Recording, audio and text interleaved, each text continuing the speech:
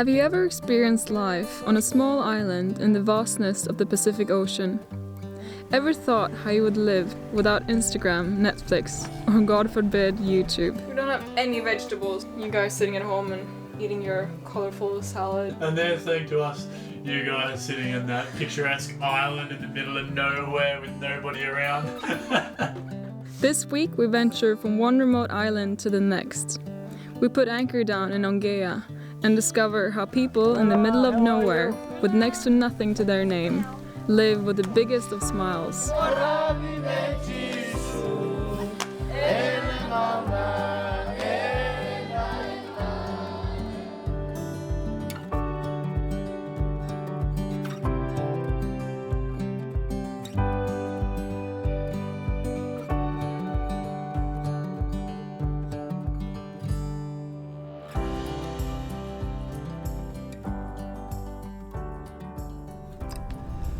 A fair good morning to all and all who is watching.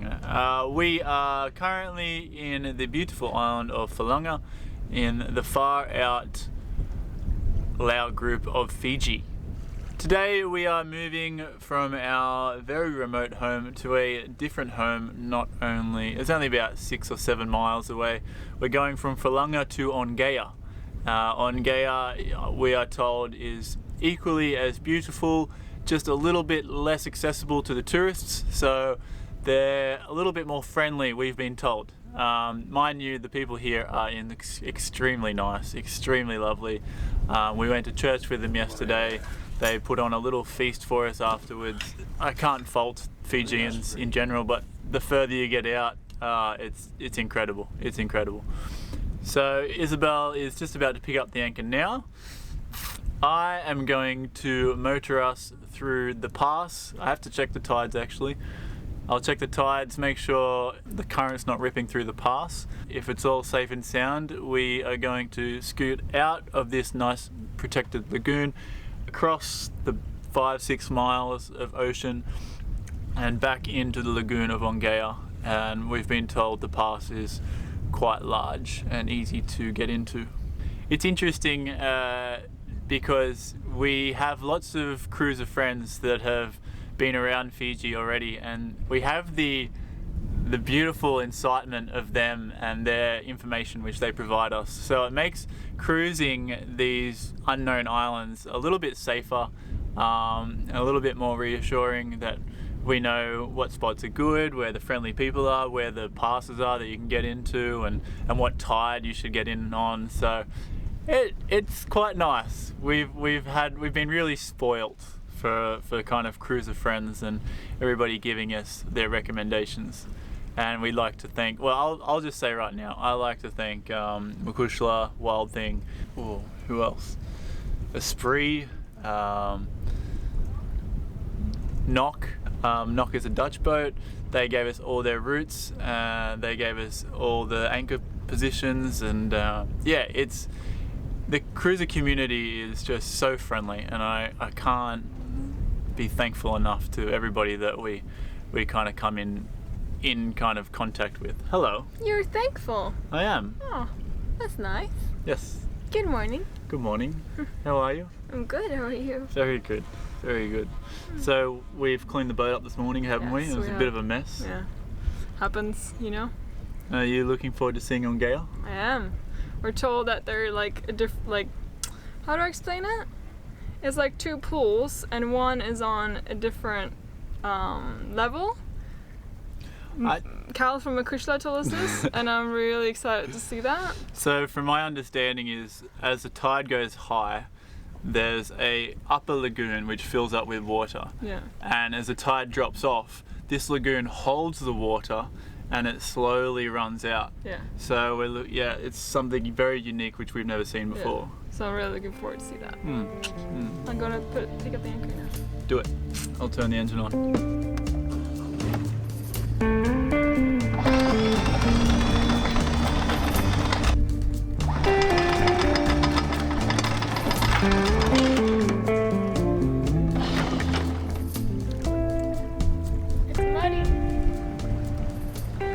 So recently in Suva we had our autopilot not working, and we had professionals come look at it and they found water inside.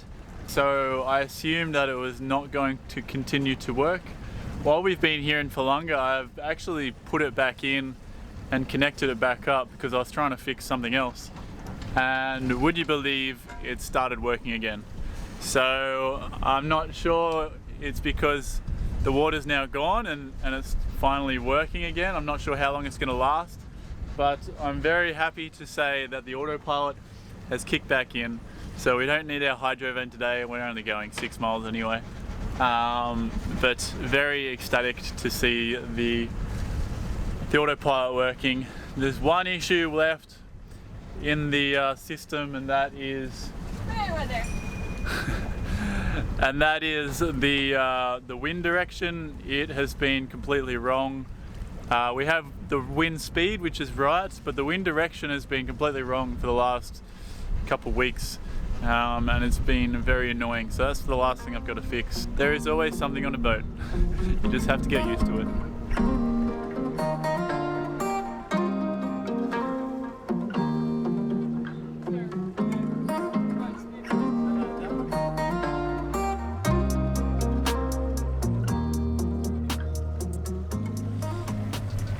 This pass that gives access to the whole lagoon of Fulaga, it is just, it's unreal. We dived it the other day and we saw everything underneath that this beautiful, beautiful pass has to offer. And can't be happy with this place. Cannot be happy with this place. Check out, we got some pretty shallow reef on either side of us. Just to be sure, we've got Isabel on the bow to direct me away from any possible bombies.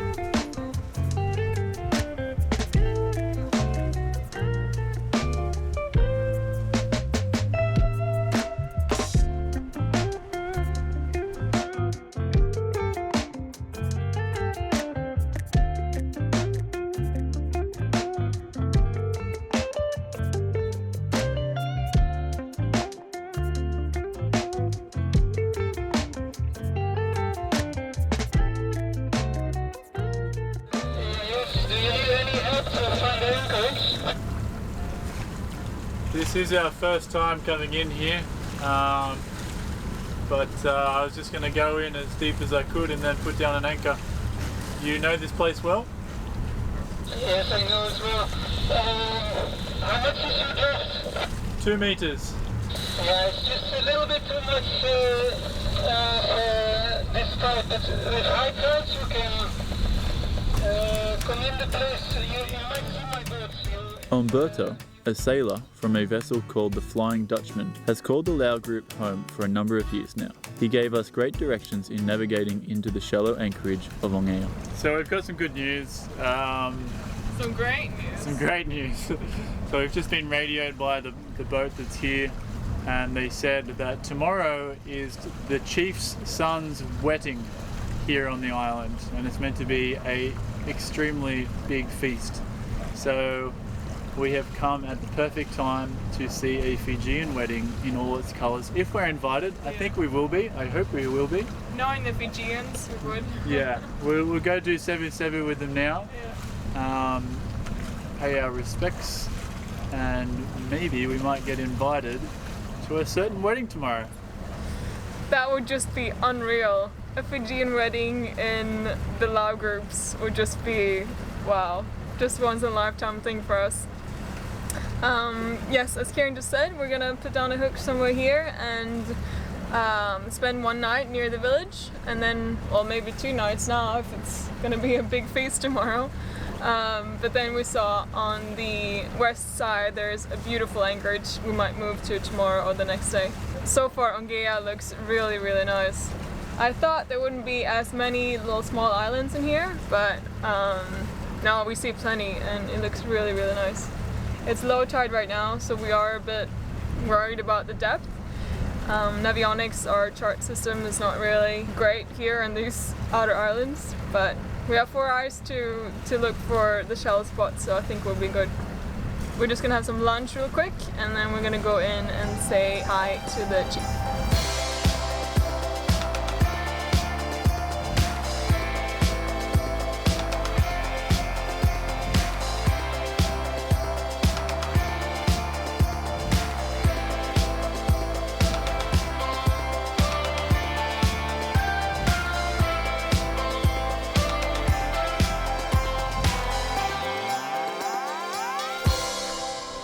And the anchor has been put down. Well, Isabel has chosen this perfect spot. I was looking at a spot back here which is a bit more protected, but the water is like a little bit green. Isabel's like, that spot over there, I want the blue water. And I think she's done quite well. I think she's done very well. She's just making lunch now, or should I say heating lunch back up. Let me go say hello.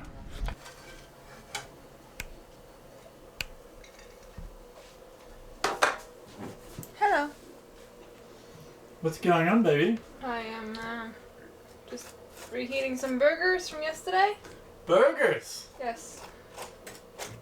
I made some bread, some burger buns, and I made some vegan patties. They're from like soy chunks you can get from the supermarket here, but I mixed them so down to like minced vegan protein, and then added like a bunch of stuff and made them into patties. We don't have any vegetables, so I don't really want to even film this. We have red onion, that's about it. It's very sad. Just you guys sitting at home and eating your colorful salad and... Huh? And they're saying to us, you guys sitting in that picturesque island in the middle of nowhere with nobody around. Yeah, okay. Touche. Touche. I'm not complaining, I'm just...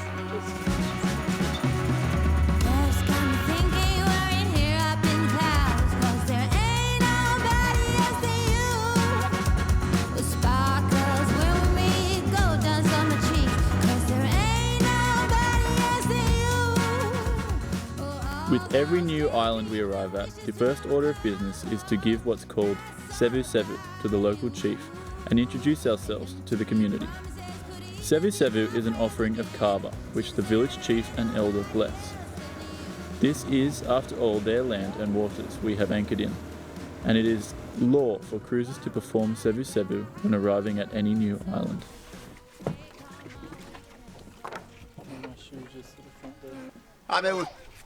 Kieran. David. David. Yeah. Nice to meet you, David. Yeah. How many people in your village? 70. 70. Oh, beautiful. Hola, how are you? Hola.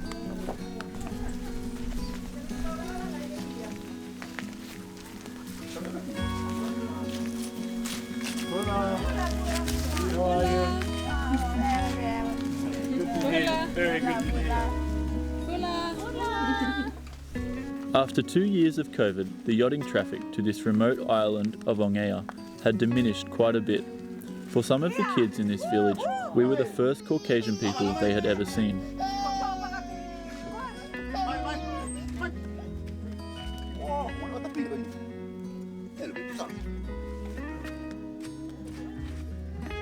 One young boy in particular was quite afraid. He started to cry when he saw us.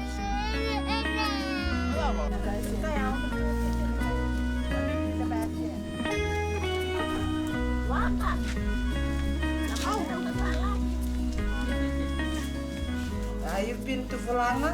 We have. Yes. Eu tô sasco com Fulaga. We spent the last week.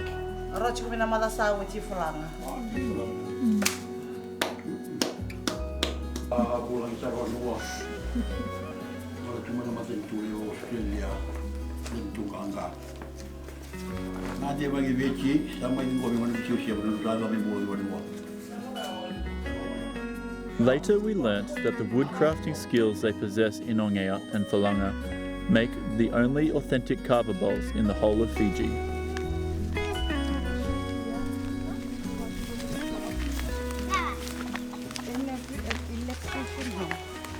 He's an electrician.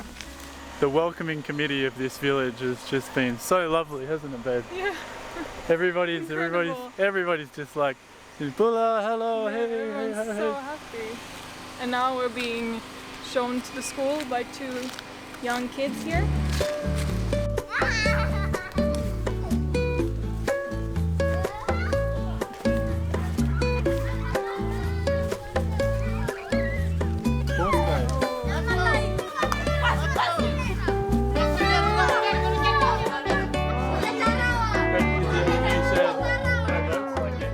We met Ben, the teacher of the school, and felt so welcomed by the kids.